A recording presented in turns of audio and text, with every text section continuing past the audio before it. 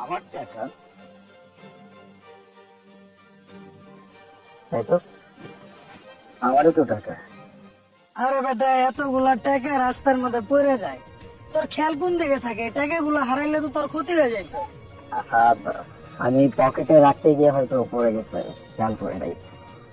Thank you very much. তুমি এক কাজ করো, এই টাকাটা দাও। না না আঙ্কেল, আমার টাকা লাগবে না। আপনার টাকা পড়ে গেছে, আমি তো আপনার টাকা ফেরত দিব। আপনার টাকা, এটা তো আমার দায়িত্ব, আমার টাকা লাগবে না। অনেক সুন্দর তো। আচ্ছা ঠিক আছে, তুমি তোমার দায়িত্ব পালন করছো। এখন আমার তো ছোট্ট একটা দায়িত্ব থাকে, তাই না? আমার এতগুলো টাকা তুমি আমাকে ফেরত দিচ্ছ। তুমি এক কাজ করো, এই টাকাটা রাখো, এটা দিয়ে তুমি কিছু চকলেট কিনে দিও। না না আঙ্কেল, আমার টাকা লাগবে না। আমি তো আপনার উপকার করছি, আর উপকারের প্রতিদান নিতে হয় না। তোমার গায়ে তো কোনো শীতের পোশাক নেই, তুমি তো ঠান্ডা অনেক কাঁপতেছো। অ্যাটলিস্ট এক কাপ গরম চা খাও। হ্যাঁ, চা খাবো, চা খাওয়া যায়। আচ্ছা ঠিক আছে, এখানে দাঁড়াও।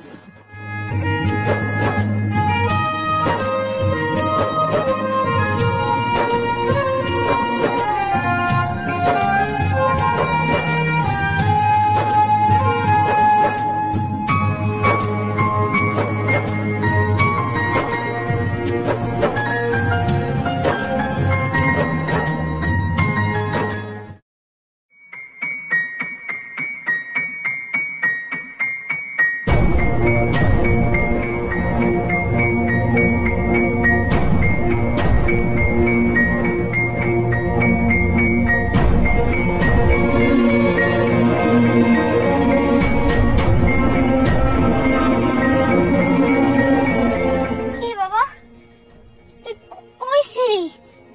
আরে ঠান্ডার মধ্যে কি রোমান্টিক গেঞ্জি পরা, তুই কই কই ঘুরতেছিলি কত আমারে? এই ঠান্ডার মধ্যে যদি তুই ঘুরতেছো, যদি তোর ঠান্ডা লেগে যায়, ওরে কই ওই থেকে ডাক্তার দামু আছে আমার কাছে। মা লাও, তোমার লাগি আমি চা লইছি না, এই চাটা খাও, তোমার ভালো লাগবে। চা? এই তুই চা কই পেলি? তোর কাছে তো কোনো টাকা ছিল না। মা, একটা আঙ্কেলের পকেটে অনেকগুলো টাকা পড়ে গেছিল, আমি এই টাকা এই আঙ্কেলে ফেরত দিয়ে দিছি। ফেরত দেওয়ার কারণে ওই আঙ্কেল আমারে কিছু টাকা সাথছিল, কিন্তু আমি টাকা নেই নাই। আর তুমি না আমারে শিখাইছো কারো উপকার করলে প্রতিদান নিতে হয় না।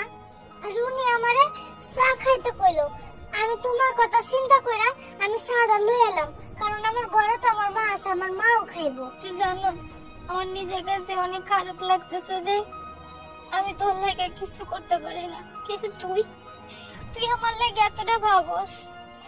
তুই আমার না অনেক ভালো লাগতেছে, কেন জানিস? কারণ তোরে আমি সুশিক্ষা দিতে পারছি। এই যে তুই আজকে হ্যাঁ টাকাটা ফিরাই দিলি, বিশ্বাস কর আমারও তোর চিন্তা নাই। আমি খুব ভালো করে জানি যে আমার বাবু বড় হইলে খুব ভালো একজন মানুষ হইব। সবসময় অন্যের চিন্তা করব, অন্যের কেমনে উপকার হয়, অন্যের কেমনে ভালো হয়, এই চিন্তা করব। আর তুই দেখিস, তুই যেমন মানুষের চিন্তা করবি না, তোর চিন্তা স্বয়ং আল্লাহ নিজে করবে, তোর আর কোনো কষ্ট হইব না। এই সেটা আপনাদের আর কোনো কষ্ট করতে হবে না।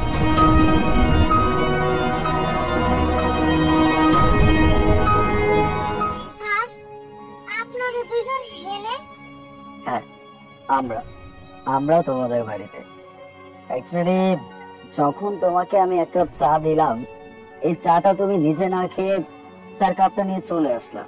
ব্যাপারটা আমার কাছে কেমন যেন একটা লাগছে, এজন্য ভাবলাম তোমার পিছু করি।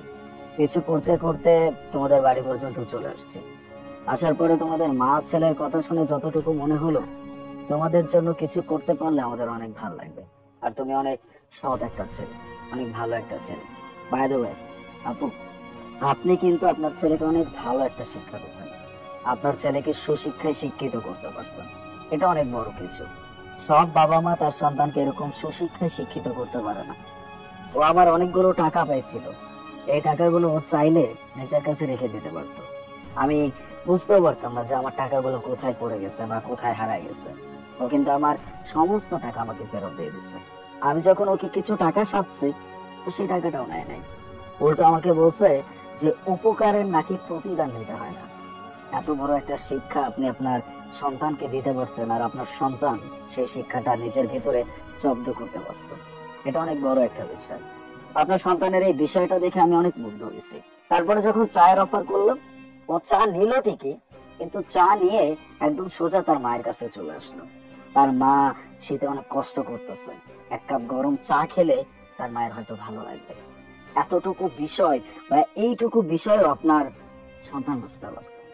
এরকম একটা সন্তান জন্ম দিচ্ছেন, এরকম একটা সন্তানকে আপনি মানুষ করতেছেন, এটা কিন্তু আপনার জীবন অনেক বড় একটা পাওয়া। বাই দ্য ওয়ে, এই চাদরটা আপনার জন্য। আর এটা তুমি পরে নাও। আপনার কাছে কি করে ধন্যবাদ দিব, আমার নাম ভাষা নেই। আপনারা যে কি উপকার করলেন আমগো, আপনারা নিজেরাও জানেন না। এই এই শীতে আমি আর আমার পোলা অনেক কষ্ট করছি।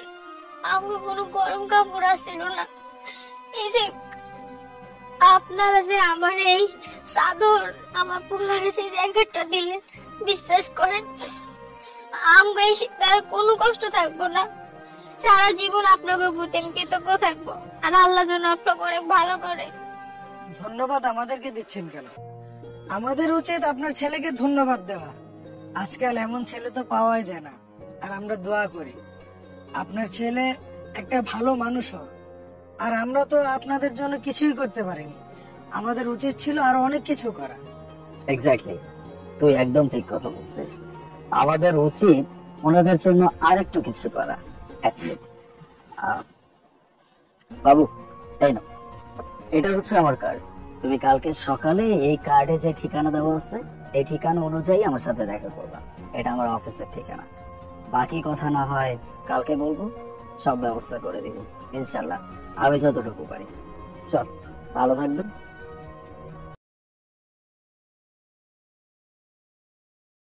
আমি এখনই প্রমাণ করে দিচ্ছি যে মা বড় নাকি বউ বড়।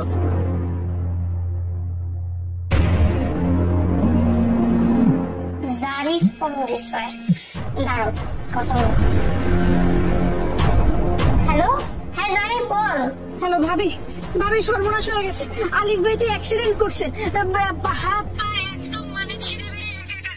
মাথার মধ্যে 16টা সেলাই লাগছে, একদম মগজ খুলে বেরোয় যাওয়ার মতো অবস্থা। তো তুমি যেমনি করে পারো তাহলে এই সাহেবকে একটু বলবে 3 লাখ টাকা নিয়ে হসপিটাল আসতে, আমি হসপিটালের ঠিকানা পাঠিয়ে দিচ্ছি। আমি এক্ষুনি আসছি, তুই তো দাঁড়া। বাবা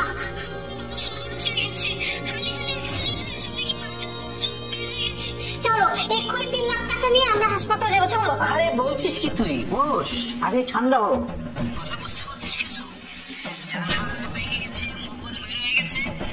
তার জন্য এত টেনশন কেন, এত দৌড় কেন? সে কি বাঁচবে?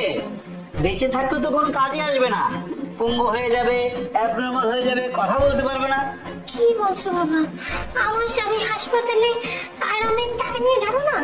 ধর 3 লক্ষ টাকাই দিয়ে তাকে চিকিৎসা করে সুস্থ করে আনলাম, তখন সেটা প্রতিবন্ধী। এই প্রতিবন্ধী লোক দিয়ে তো তোর বাচ্চা কাচ্চা হবে না, কিছুই হবে না। তাহলে তোর লাভটা হবে কি বল?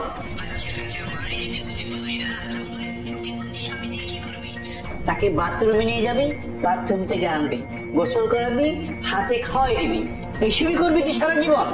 3 বেলা রান্নাবাড়ে খাওয়াইয়া ওই প্রতিবন্ধী সেবা করবি? শোন মা, ওই ছেলের জন্য তোর চোখের পানি ফেলতে হবে না।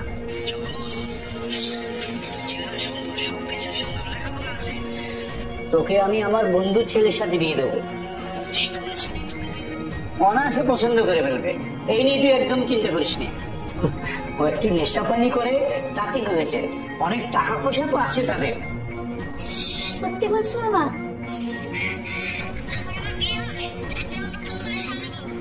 আমার গায়ের গুলোতে কত মানুষ আসবে, আমি নাচানাচি করবো। শোন, সবই হবে তো, তুই একদম চিন্তা করিস না। তোর বিয়ে দেওয়ার সময় আমি 10টা করে ধুমধাম করে তোর বিয়ে দেবো। এসব তুই একদম মাথায় আনিস না। তুই ভিতরে গিয়ে তোর গয়নাগাটি যা আছে, টাকা পয়সা যা আছে, সব নিয়ে আয়। ওরা হাসপাতাল থেকে ফেরার আগে আমরা এখান থেকে চলে যাবো। ঠিক আছে বাবা, তুমি একদম ঠিক বলেছো। আমি পালিয়ে যাচ্ছি। শুনলা তো নিজের কানে ভাই, মাকে ছেড়ে যেই সারাদিন বউ বউ বউ বউ করো, বউকে নিয়ে শপিং করাইতে যাও, এখানে যাও সেখানে যাও, এত টাকা ঢালো, আর সেখানে আমার মা বিছনার মধ্যে অসুস্থ হয়ে পড়ে আছে, মায়ের একটা ওষুধ কেনার টাকা নেই, সেই টাকা তুমি ম্যানেজ করে দাও না, সেই টাকা তুমি দাও বউয়ের বিছনা। আজকে দেখছো তোমার বউ বলতেছে যে সে নাকি তুমি প্রতিবন্ধী হওয়ার পরে সে আরেক বেটার সাথে বিয়ে বসবে। এবার দেখো এই সেম কথাটা আমি আমাদের মাকে ফোন করে বলি, দেখো মা কি বলে।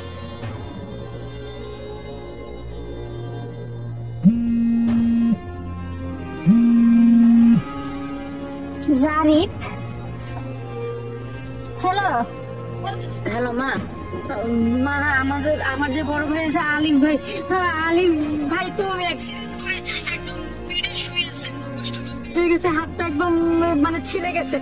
ওইখানে ডাক্তার বলছে কি 2-3 লাখ টাকা লাগবে অপারেশনের জন্য, তো আর যেমনি করে পারো এই টাকাটা একটু ব্যবস্থা করে তুমি দাও না। কি হয়েছে আমার আলিফের? কেমন অ্যাক্সিডেন্ট হলো বাবা? এতগুলো টাকা, 2-3 লাখ টাকা আমি কই পাবো গো? আর তোরা কই আছিস তোরা? অফিসের পাশের যে হসপিটালটা আছে ওইখানে আমরা আছি মা, তুমি আসতে লাগো মা, আমি বেরোইতেছি টাকা নেওয়ার জন্য মা।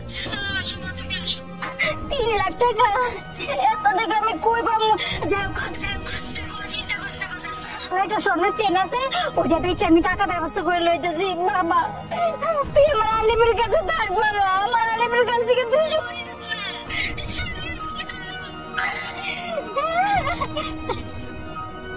দেখলা ভাইয়া, এই হইল মা আর ওই হইল বউ। তোমার বউ বললো যে আরেকজনের সাথে সে বিয়ে বসবে, তার বাবাও সেটাতে সাই দিল, আর মা তার কাছে ওষুধ খাওয়ার মতো টাকা নেই, সে বললো 2-3 লাখ টাকা নিয়ে আসছে তোমার চিকিৎসার জন্য। এখনো বোঝার কিছু বাকি আছে, চলো মায়ের দিকে যাই। ওরে আল্লাহ, আমার পোলার থেকে আল্লাহ বাঁচিয়ে দিও আল্লাহ, আমার পোলারে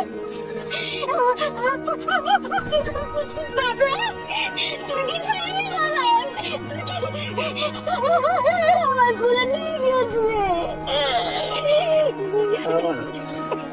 আমার কিচ্ছু হবে, আমি একদম ঠিক আছি, আমি একদম ঠিক আছি।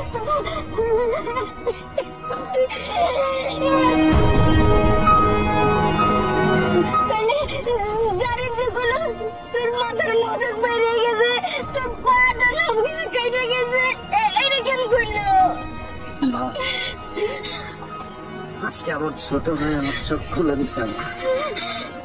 ও যদি আজকে এই কাজটা না করতো তাহলে আমি আজীবন একটা ধোকার মধ্যে থেকে যেতাম, আজীবন একটা ধোকার মধ্যে থেকে যেত। তুমি চলো আমার সাথে, আজকে সবকিছু আমি ক্লিয়ার করে দিয়েছি। বাবা চলো আমরা সব শুনে এসেছি। দাঁড়া, কোথায় যাচ্ছেন? আরে বাবা তুমি চলে আসছো? আরে জানো না, তোমার কথা শুনে তো আমার হাজার হওয়ার মতো অবস্থা। আমি জলদি করে 2 রাকাত নফল নামাজ পড়ে এই টাকা পয়সা নিয়ে তোমার হাসপাতালে নিয়ে যাচ্ছিলাম। ব্যাস, আর একটাও ফালতু কথা বলবেন না, একদম নাটক করবেন না আপনারা। কি ভাবছেন আমি কিচ্ছু জানি না? আমি সব কিছু জানি। এই যে নাটক করতেছেন, এই নাটকগুলো বন্ধ করেন। আপনি যদি আমার শ্বশুর মশাই না হতেন, একদম চাপকে আপনার সবগুলো দাঁত আমি ফেলে দিতাম। কেন? আমি কি করেছি? কি করছেন? এটা আবার আমাকে প্রশ্ন করতেছেন? নিজেদের স্বার্থের জন্য আমাকে কাছে টেনে এনেছিলেন, আবার যখন স্বার্থ ফুরায় গেছে তখন আমাকে দূরে ঠেলে দিচ্ছেন, তাই না? এইটাই হচ্ছে আপনাদের আসল রূপ। যখন আমার ভাই আপনাদেরকে কল করে বলছে যে আমার একটা দুর্ঘটনা হয়েছে, আমি অ্যাক্সিডেন্ট করছি, আমার অবস্থা খুবই খারাপ, তখন কি বলছিলেন আপনারা? আমি নিজের কানে সবকিছু শুনছি। এই ছিল আপনাদের মনে, তাই না?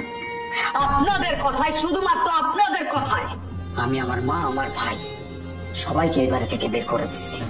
আমি ভাবছি আপনারা আমার আপনজন, আর ওরা আমার পর। কিন্তু আসলে কি হলো আলটিমেটলি? এই মানুষগুলোই আমার আপন। যার কাছে একটা ফুটো কড়িটুকু নাই, সেই মানুষটা পর্যন্ত তার সবকিছু বিক্রি করে আমাকে সুস্থ করার জন্য টাকা নিয়ে যাচ্ছিল হাসপাতালের দিকে। আর আপনারা কি করবেন? আমারই সব টাকা আমার বাড়ি থেকে লুটপাট করে চলে যাচ্ছিলেন। এই ছিল আপনাদের ভিতরে, আপনাদের মনের ভিতরে এই সব কিছুই ছিল। আলিফ, তুমি আমাদের সাথে এমন ব্যবহার করছো কেন? তোমার এই কথা শুনে তো আমার প্রাণটাই বের হয়ে যাচ্ছিল। বাবাকে তো কান্নাকাটি করছিল। বাবা তোমার জন্য 2 রাকাত নফল নামাজও পড়েছে।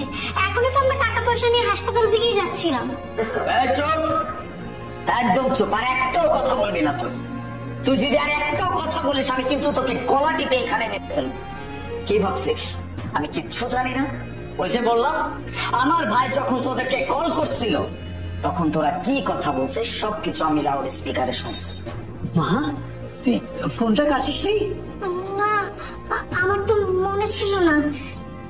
আমি সবকিছু বুঝে গেছি। সবাই স্বার্থপর, স্বার্থের জন্য আমার পাশে ছিল। যখনই নিজেদের স্বার্থ শেষ হয়ে গেছে তখনই আমার এই বাড়ি থেকে আমার টাকাগুলো নিয়ে পালানোর চেষ্টা হচ্ছে। ঠিক আছে, কোনো সমস্যা নাই। এখন আমি তোদের সাথে যেটা করবো সেটা তোরা কোনোদিন এক্সপেক্টও করিস নাই। আমি তোকে ডিভোর্স দিব। তোর মতো মেয়ের সাথে আমি সংসার করব না। আমার মা আমার ভাইকে যারা ভালোবেসে থাকতে পারবে, যারা সম্মান করে থাকতে পারবে, আমি তাদেরকে নিয়ে থাকবো। নয়তো আমি আর কাউকে চাই না। বেরিয়ে যা। তোদের মতো মানুষের আমার জীবনে কোনো দরকার নাই। বাবা, বাবা, আমার মেয়ের কোনো দোষ নেই, সব দোষ আমার। আমার মেয়েকে আমি প্রলোভন দিয়ে এগুলো করেছি। বলছি না আমি আর কোনো কথা শুনতে চাই না, এখান থেকে চলে যেতে বলছি। আপনাদের কারো মুখ থেকে আমি আর একটা কথা শুনতে চাচ্ছি না।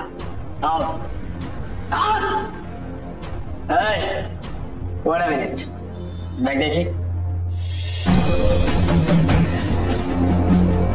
আমার সব টাকা নিয়ে তারপর যাচ্ছি।